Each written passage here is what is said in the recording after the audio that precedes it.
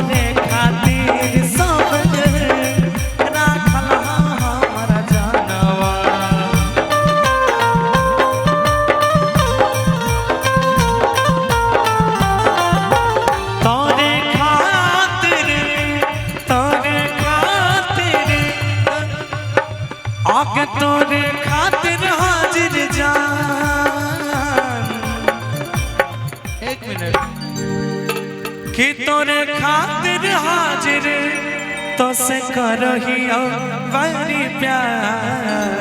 पक्का ए बाँच के ए पिया बाँच के साड़ी चमकदार, पिया बाँच के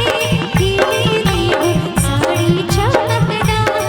आगे धानी के धानी तोरा ले जीवो बाजार, धानी के धानी तोरा ले जीवो बाजार।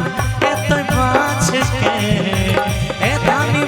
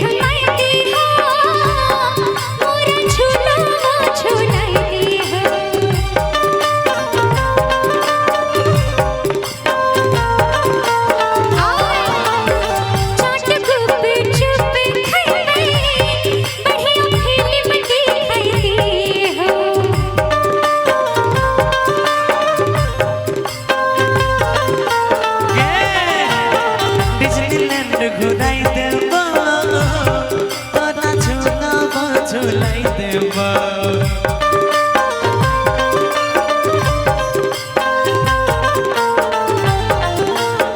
चाट कौन खाई है गे तोरा बढ़िया फिल्म दिखाई देबो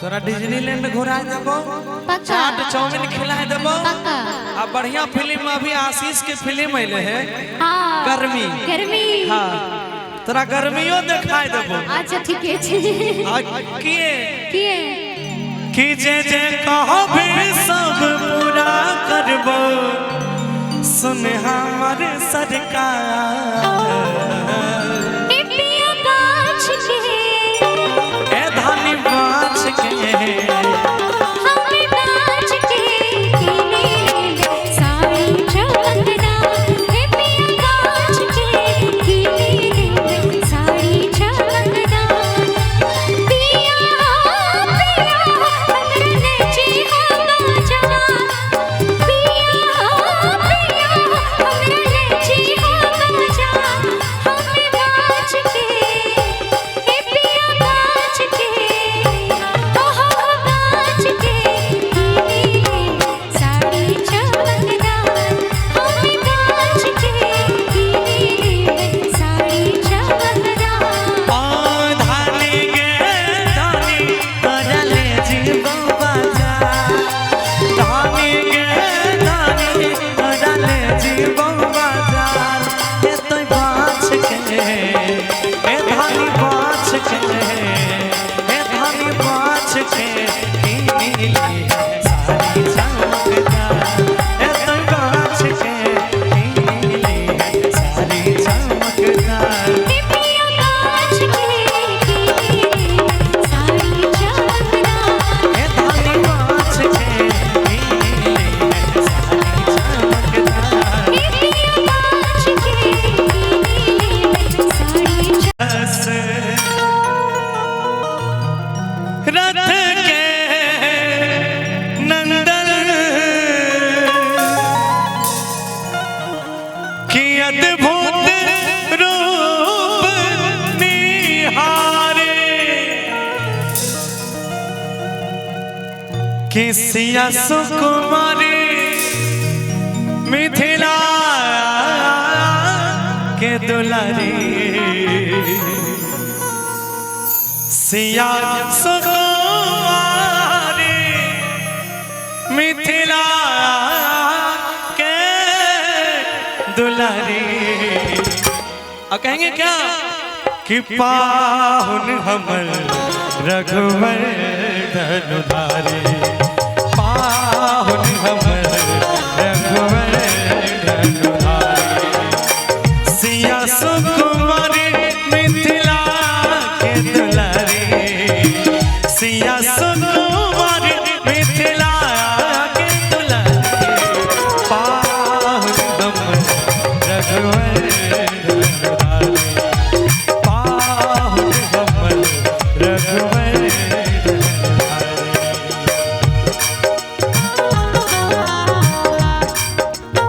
क्या बात hello hello hello hello hello hello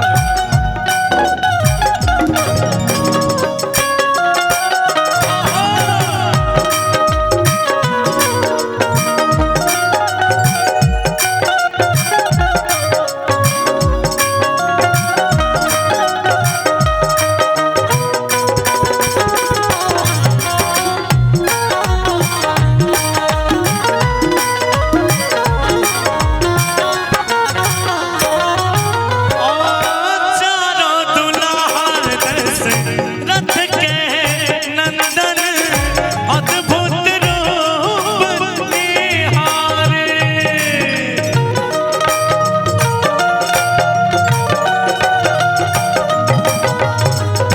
चारों दुल्हन दस रथ के नंदन अद्भुत रूप निहारे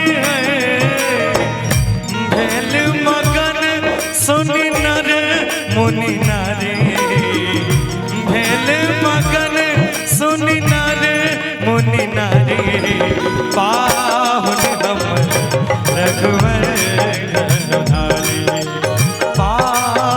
हमर रघुवर रघुधारी।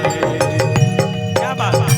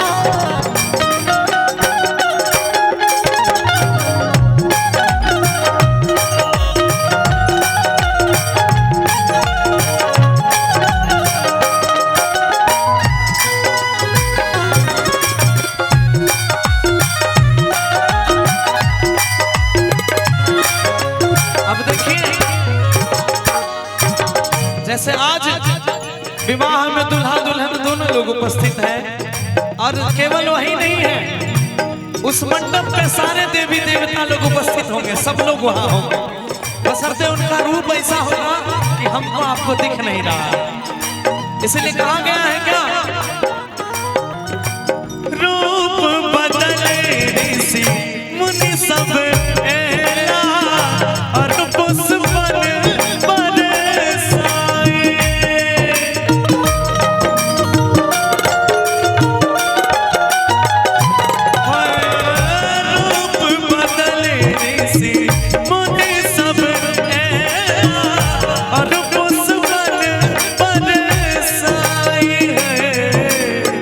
अवधपुरी के युवराज रघुराई, अवधपुरी के युवराज रघुराई, पाहुन हमर रघुवर रघुधारी, पाहुन हमर रघुवर रघुधारी। और इसमें और क्या, जोगिया के जोग बिना रहिया न जागे, जोगिया के जोग बिना रहिया न जागे, ए हो सखी मन महल में न लागे, ए हो सखी मन महल में न लागे। तन पिछु वाला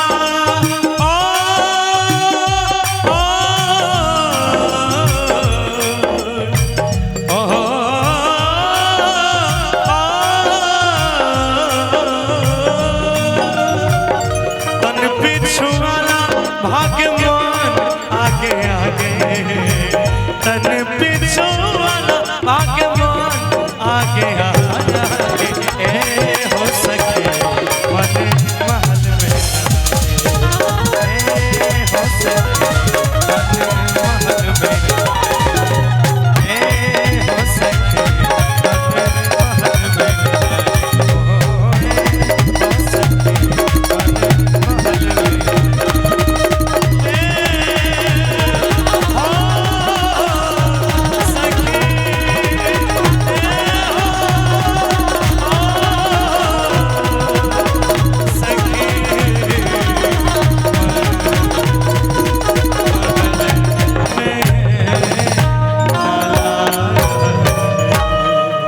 क्या बात है।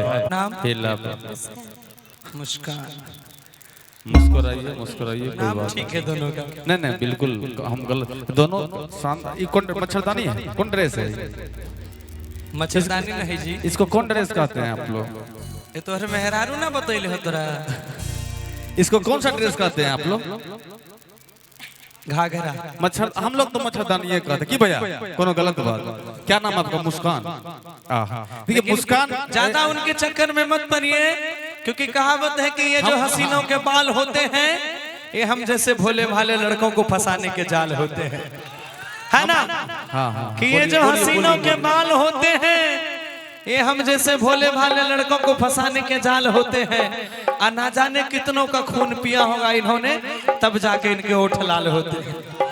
इसलिए तो हम अपना बाले मुड़वा लिए हैं, जिसके चक्कर में हम नहीं पड़ेंगे। इसका बाल हमने पड़ेगा, फिसल जाएगा। आपकी बीवी आपको तबाह कर दी है तो ये क्या करेगी? सुनिए, हम बता रहे हैं, इसका नाम है मुस्कान। देखिए, मुस्कान नाम के लड़की से बड़ा दर्द होता है भैया। कब किसको ड्राम में डाल दे कहना मुश्किल है। क्या भैया, सही बात है ना?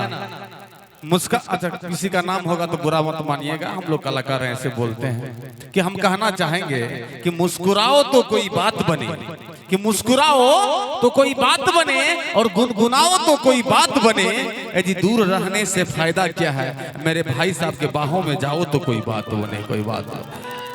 कि नजर तो मिला और करीब तो आ, कि नजर तो मिला करीब तो आ, कि मैं तेरे इश्क में कितनी बार लुटा हूँ कोई हिसाब तो ला। कि नजर तो मिला और करीब तो आ, कि मैं तेरे इश्क में कितनी बार लुटा हूँ कोई हिसाब तो ला।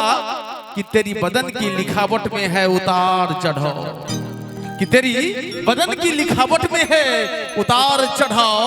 तुझे पढ़ूं तो पढ़ूं कैसे, कोई किताब तो ला, कोई किताब तो ला। हम जाएंगे, जोरदार ताली हो जाए। बहुत ही प्यारी सी जानना है। आइए रूबरू कर रहे हैं हमारे मिथिलांचल के आन बान शान, जिसे मिथिलांचल की रफी कहा जाता है और कोसी का लाल कहा जाता है। आइए रूबरू करते हैं एक से बढ़कर एक कार्यक्रम आप तमाम भाई बंधुओं के बीच। आइए हमारे बीच गौरव ठाकुर जी और जी जी जी, इनका नाम तो हम जान गए। आपका क्या नाम है? जिया। ना जाने क्या क्या किया, कि बताने की बात नहीं है। बताने दोगी क्या? बता दें कि बताने की बात नहीं है जिया जी। अच्छा शादी हो गई आपका?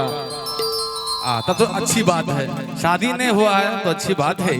इसलिए मैं आपके लिए कहना चाहूंगा कि बताने की बात नहीं है, बताने दोगी क्या? और एक बेपनाह है तुझसे, जताने दोगी क्या? कि बताने की बात नहीं है, बताने दोगी क्या? और एक बेपनाह है तुझसे, जताने दोगी क्या? तू हवा, तू तितली, तू पहाड़ है मेरी। कि तू हवा, तू तितली, तू पहाड़ है मेरी, और डिबिया में चिटकी सिंदूर है, लगाने दोगी क्या? क्या बात। एक बार अच्छा लगे तो जोरदार ताली हो जाए। और आइए आपके बीच ऐसे ही इंटरटेनमेंट होते रहेंगे। हमारे बीच गौरव ठाकुर। आप कहाँ से लाते हैं सब लिख के इतना बढ़िया बढ़िया? अब देखिए, पेशे से मैं एक शिक्षक हूँ और 10+2 का मैं टीचर हूँ, और खास करके हमारे ये भी हैं। चलिए कोई बात नहीं। देखिए, टीचर और सिंगर कलाकार कभी बूढ़ा नहीं होता है। किसी भी टीचर को देखिएगा, क्योंकि विद्यार्थी के बीच जाता है तो अपना मेंटेन करके रहता है। और मेरी उम्र, अनुमान लगाइए, मेरा उम्र 40 साल हो रहा है जी। और इनके साथ हम लोग चलते रहते हैं, ताल में ताल मिलाते रहते हैं, और कभी कभी ला देते हैं ऐसे ऐसे। और ये देखिए, ये अपना उम्र जो बताया उसको कम मत समझिए, क्योंकि ये ऐसे लोगों में से हैं जो बची हुई संपत्ति की बात करते हैं, खर्ची हुई संपत्ति की नहीं। क्या बात है, क्या बात। और असल में संपत्ति वही होती है जो आपके पास बची हुई हो। बिल्कुल, बिल्कुल। जो खर्च हो गई वो तो हो गई। हाँ 10-20 साल हो। आइए एक बहुत प्यारा गीत। अब देखिए, इन दोनों लोगों का इतना प्यारा है। इन दोनों लोगों को भगवान ने इतना प्यारा बनाया है, और जब भी इनका ब्याह होगा, इनके पति इनको छोड़ के परदेश नहीं जाएंगे कभी, भले लाख मजबूरी हो जाए। क्योंकि हमारे यहाँ की माताएं बहनें बड़े सुंदर गाती है। क्या? और ये बहुत पुराना गीत है, हम सबों में पारंपरिक चलता आ रहा है। मेरे पिताजी हमको सुनाए थे। सब लोगों को समझ में आ जाएगा, हमारी ही भाषा में। आई इनका रूप देख के एक लड़का, एक कवि क्या गाता है, कैसे? कि जकरा देख ले अरे पूनम के चांद उगे जाए, तकर पिया परदेस कौन बसते चापा चापा। अब जैसे हमारे शिक्षक साहब की शादी हो गई शादी, कुंवारे हैं, कुंवारे हैं, इसलिए खुश दिख रहे हैं। अगर शादीशुदा हो जाते तो फिर तो हो जाता इनका भी कहानी। राष्ट्रपति शासन लागू। हाँ तब क्योंकि देखिए शादी से पहले भी मर्द शेर होता है, शादी के बाद भी मर्द शेर होता है, दोनों टाइम मर्द शेर ही रहता है। लेकिन समस्या ये है कि शादी के पहले मर्द बब्बर शेर रहता है, शादी के बाद उस शेर पे दुर्गा माँ विराजमान हो जाती है। तू जहाँ जहाँ चलेगा मेरा साया सब साथ होगा, चापले रह है ना। लेकिन भैया शादीशुदा है। हाँ। मैं आपकी हंसी देख के समझ गए, ये झूठी हंसी बताती है कि दिल में दुख कितना है। दिल में दर्द है लेकिन होठों से मुस्कुराना पड़ता है। यही तो जमाना है, यही तो जमाना है, यही तो शादीशुदा का जिंदगी है।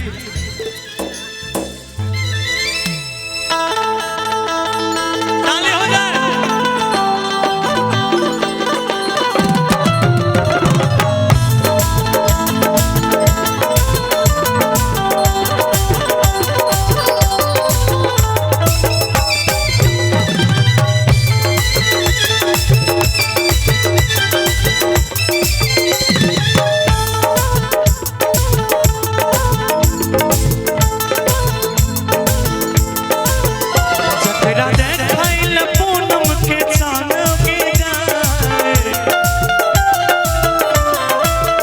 जकरा देखाइल पूनम के चानो की जाए, तकर पिया परदेस कोना बस तई जाए, तकर पिया परदेस कोना बस तई जाए। जकरा देखाइल पूनम के चानो की जाए, जकरा देखाइल पूनम के चानो की जाए, तकर पिया परदेस कोना बस तई जाए, तकर पिया परदेस कोना बस तई जाए।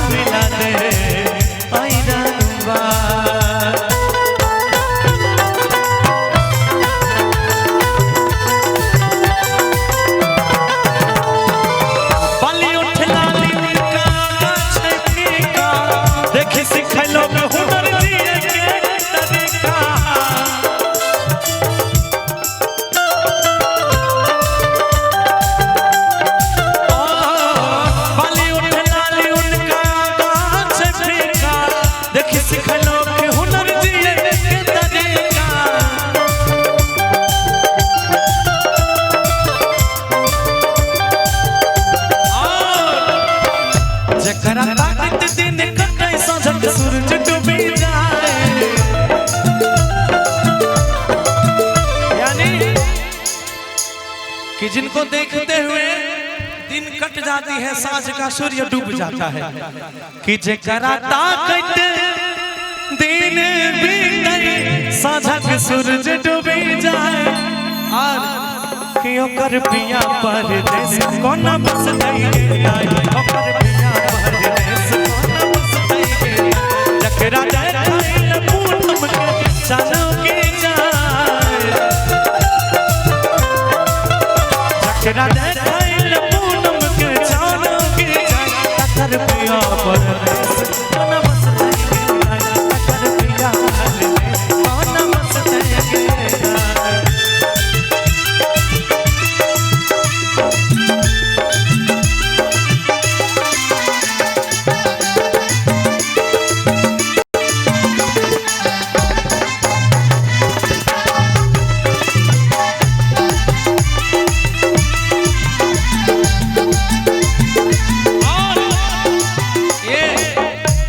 साहब के लिए आज आप अच्छे लग रहे हैं सारे लोग, कि इनको कोई किसी से दिल लगा होगा जरूर।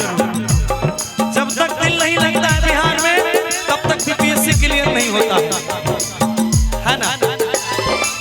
तो इनके साथ क्या हुआ होगा, दर्द दिल के बढ़ा के गए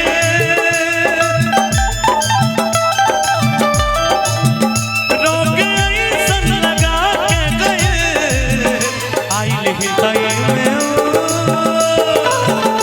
आइल हितई में चार दिन खातिर बाकी हल्का मचा के आइल हितई में चार दिन खातिर बाकी हल्का मचा के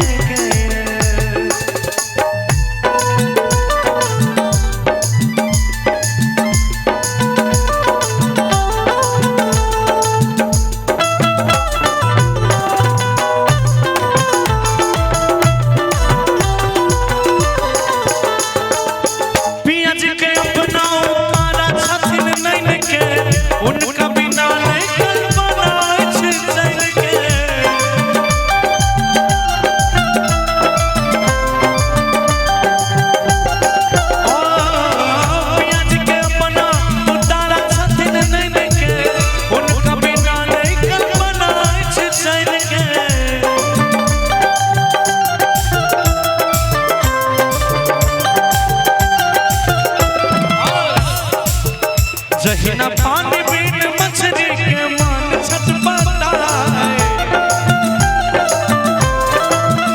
जहिना पानी बिन मछली के मन छटपटाए कि जहिना साली बिन बल्लू के मन छटपटाए और कि ओकर पिया परदेस कोना बस गई ओकर पिया परदेस कोना बस गई चकरा देखैल पूनम के जानोगे जाए चकरा देखैल पूनम के जानोगे जाए तकर पिया परदेस कोना बस गई तकर पिया परदेस कोना बस गई तकर पिया परदेस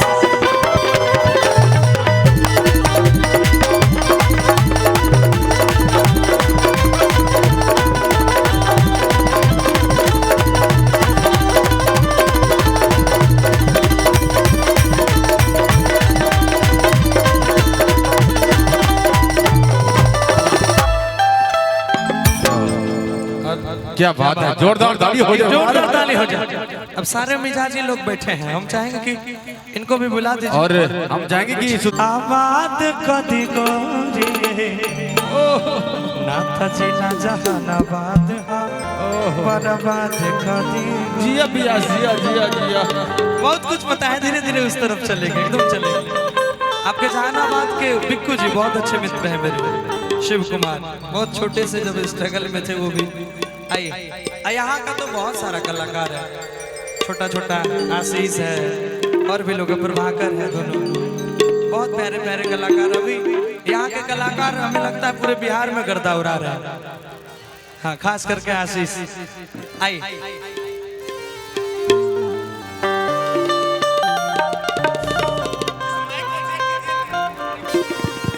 हेलो, लेकिन डीजे बंद करवा देते तो अच्छा होता। अच्छा, वो अपने आप बंद हो जाएगा। साउंड वाले सर आप थोड़ा देख लीजिएगा, उधर का चीज इधर ना आए, तब जीत आपकी होगी।